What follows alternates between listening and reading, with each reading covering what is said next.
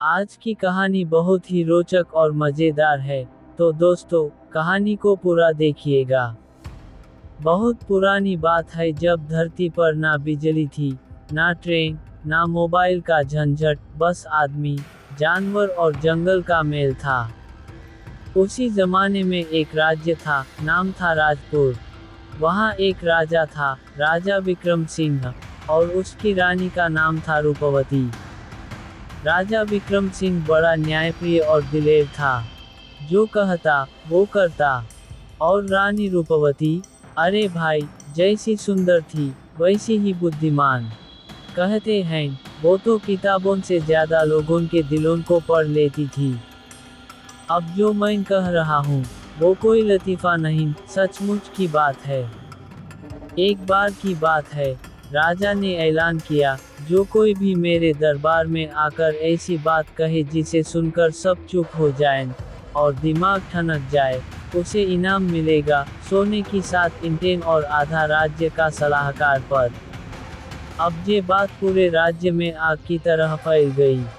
लोग दूर दूर से आए, कोई शेर की कहानी लाया, कोई सांप की चाल, कोई पुरानी रूहों की दास्तान, लेकिन राजा के कानों में वो बात नहीं बैठी। अब रानी ने देखा कि राजा कुछ गुमसुम है।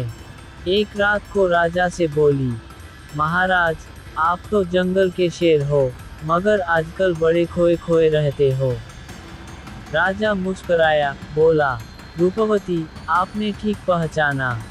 कई दिन से सोच रहा हूँ, क्या वाकई ऐसी कोई बात हो सकती है जो सुनकर दिल दहल जाए और दिमाग सोच में पड़ जाए।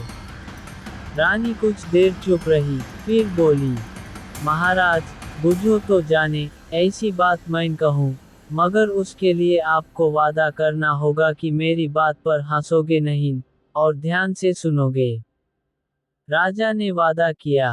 रानी ने धीरे से कहा, राजा विक्रम सिंह, एक दिन ऐसा आएगा जब आप राजा न रहेंगे, और न मैं रानी। समय किसी का नहीं होता। जो आज सिंहासन पर बैठा है, कल उसे मिट्टी हो जाना है। सो जो भी करो, सोच समझकर करो, क्योंकि नाम का सिंहासन टिकता है, शरीर का नहीं। राजा सुनते ही चुप, बोल भी ना पाया, जैसे किसी ने उसके मन में शीशा दिखा दिया हो। ये बात दिल को छू गई।